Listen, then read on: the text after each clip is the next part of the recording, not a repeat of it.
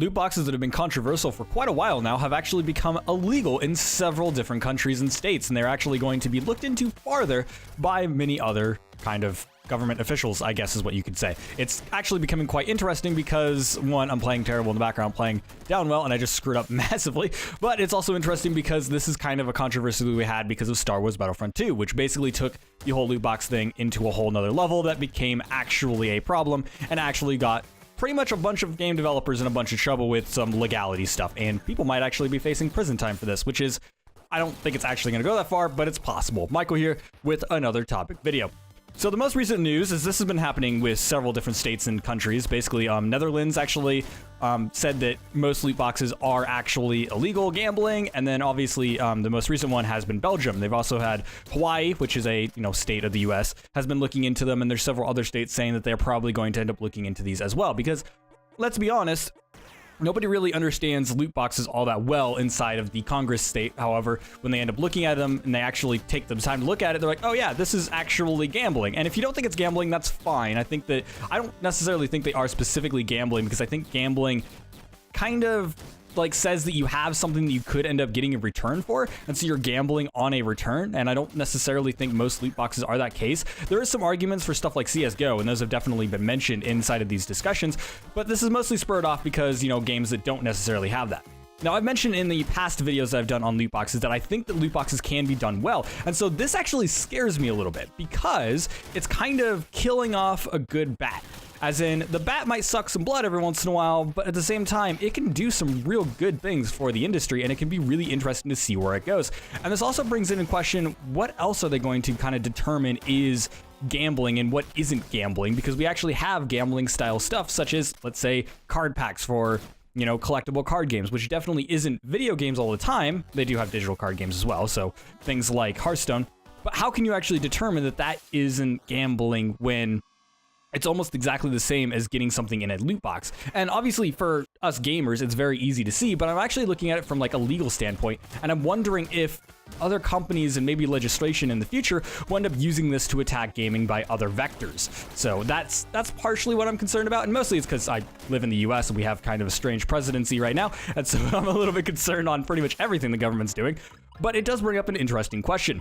So what's happening now? So Belgium has actually said that this is illegal gambling. Basically, the loot boxes inside stuff like Overwatch or CSGO, or there was other examples as well, but I already forgot them, and I just literally looked at the article, which is whatever. Apparently, I'm terrible at this.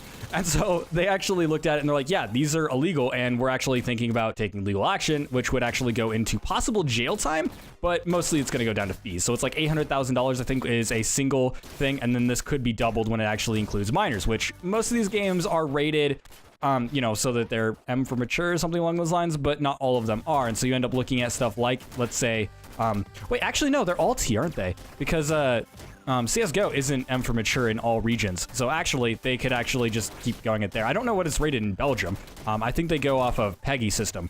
So I don't necessarily know, but actually, they could end up just getting pinned for minors. Anyways, not 100% important. Now, what slightly bothers me about that is the fact that they're bringing up the whole thing about children. They're like, oh no, we got to save the children from all this stuff, which I don't necessarily think that's ever a good argument when it comes down to video games, because these video games are rated for people that should have those. But I do agree that they should end up looking at this and being like, maybe they should do things like, I'll talk about a few other suggestions in the future, but talking about things like maybe they should make it so that games with gambling would end up being M rated or AO rated, for example. Like if they actually put that into the ratings board, but the ratings board has already said that they're not going to do that. Again, talk about it in a second. But they could end up looking at trying to push towards things like that, and I think that would be much more constructive, because right now what they're doing is they're just saying this is illegal conduct, which I don't necessarily agree with that. I don't like loot boxes in games, and I absolutely hate the way that they've been going, and that's perfectly fine, and I don't like them at all, and I think that they shouldn't be implemented in games. There are very, very few cases where they're ever done well, and most of the time they're used to manipulate purchases, which isn't a good thing in general. However, that doesn't mean I'm going to say that the government should go in and like start taking these down and take legal action, and there's already been some kind of talks about things, such as, like when Korea and Japan, and I think other regions have as well, I can't remember exactly this moment, but it goes into the case where they actually had these discussions already, to where they're like, hey, you need to disclose the chances of what you're getting in these, and maybe if they have some sort of transaction available afterhand, you need to mention that, and et cetera, et cetera. And so they actually need to give you the value of these boxes, rather than just saying, this is a box and it has random stuff in it, and you're like, okay, cool, I'm gonna buy this, and then they buy it, and then they have absolutely no clue what they're gonna get. That is considered, inappropriate, and it goes against a lot of gambling laws. And so when these loot boxes have now considered gambling, it now has to abide by these gambling laws. And quite frankly, developers, or more specifically publishers, some developers, yes, but mostly publishers, haven't been doing this because that's not how you make profit. And so again, it's kind of scary, because I don't necessarily think that it should be the same as gambling. I think it needs to have its own definition, because it is completely different. Because no, it doesn't have some sort of return on it. Yes, there are some cases, such as, I just realized my capture screwed up. Okay, I don't know why I did that. God dang it, Downwell. I needed to capture footage for this game, and so now it's actually giving me a bunch of problems when I'm capturing it, and it's kind of annoying. Anyways, so there are some cases, like you could say with CSGO, for example, they have the whole marketplace and stuff like that, to where, yes, it has some arguments, but like stuff like Overwatch, and I don't like Overwatch's loot boxes. I'll talk about that in another video one of these days, but I don't necessarily like those loot boxes, but they also don't have like an investment return or anything along those lines, and therefore they don't really fall under a lot of the gambling laws that we have, especially inside the United States. Obviously, other countries are going to have other stuff, but it also goes into the fact that this is going to be absolutely everywhere. And if we actually see more and more places kind of go in, we could actually see this whole thing kind of divide games inside different regions. So some regions could end up getting a loot box system, and then other regions could end up not getting these loot box systems if they end up carrying it out. Now, thankfully, publishers have kind of gotten wise about this, and they're like, oh yeah, EA kind of screwed this over for everyone, so we're going to go ahead and not do these, because consumers see it and they're like, oh hey, that's consumer friendly not to do loot boxes, which, I mean, it's just not screwing over your customers, which is the thing that you should normally do, is not screw over your customers. But it also goes into a case where we can end up seeing the developers that do this end up doing it in other regions. And it could also affect the mobile market a ton, because the mobile market plays off of this whole gacha / loot box system quite a bit. And we could actually see a huge downfall inside of the mobile market. And while you would think about that and be like, oh yeah, there's not that many great games on mobile, yada yada, especially games that use gachas, there is a certain case to that. However, if the mobile market all of a sudden starts not bringing in nearly as much profit as it is, it also will kill the rest of the market. And the mobile market is already in a state of peril, and I'll do another video on that eventually. I have a design video that I'm working on for that, so it'll release one of these days. And so it's just scary in general. And going back into the government style stuff, if one place ends up making it so they can end up using this to kind of control games, this could end up being a return to the violent video games. Here in the US, we actually had the president and several government officials attacking video games for causing violence or something along those lines, which is something we had back in the 90s, and we solved that problem. We had the ratings board created, and so it's like, yay, children won't be playing this. And nowadays they're just being like, oh, these games that are rated M for mature that are legal to sell to children, yeah, they might be causing children to become violent, which doesn't make any sense why that's even an argument, because quite frankly they shouldn't be playing them in the first place, which sounds like a problem in parenting, not a problem with the industry. But again, they're using that as kind of a placeholder to kind of get rid of other stuff. And I won't talk about political stuff for the moment, but they can end up using that to attack video games in other vectors. So let's say there's a certain type of video game they don't like, or maybe it's a government like, say, Belgium or China. China would be a great one for this, because they already kind of do it, to where there's a game that maybe doesn't fit their ideals, or maybe it talks bad about their country or something along those lines. They could use something like this and be like, oh, well, this mechanic that you have in your game is sort of like loot boxes, and therefore it's illegal in our country. And then they just outright ban games because they don't like what it's saying. Other countries like China just ban games because they don't like what it's saying, and so they're just kind of upfront about it. But this is a way for them to kind of round about it and make it so that maybe the people that aren't necessarily into video games will just kind of agree with them and be like, oh, well, if it's not, if it's attacking our country, then I guess it's bad, right, guys? And they could use that as sort of a vector, which they have in the US before. So if you don't think that would ever happen, unfortunately, it has happened. Now, what does this actually mean in the future? It means that, developers are probably going to end up banning loot boxes, to be honest. It's already kind of happened. I said in a video talking about Shadow of War, I believe is the one that I was talking about, to where I was like, I don't know if they're actually going to abandon loot boxes. I might have actually been wrong about that, because recently we've been seeing games removing loot boxes out the wazoo, and we've been seeing them kind of talk about loot boxes and saying like, oh no, we're not implementing them ever in the future again, because basically everyone kind of voiced that they don't like them, and it has been shown as not consumer friendly, and it's actually been a good PR move to kind of say, hey, we're not going to have loot boxes anymore.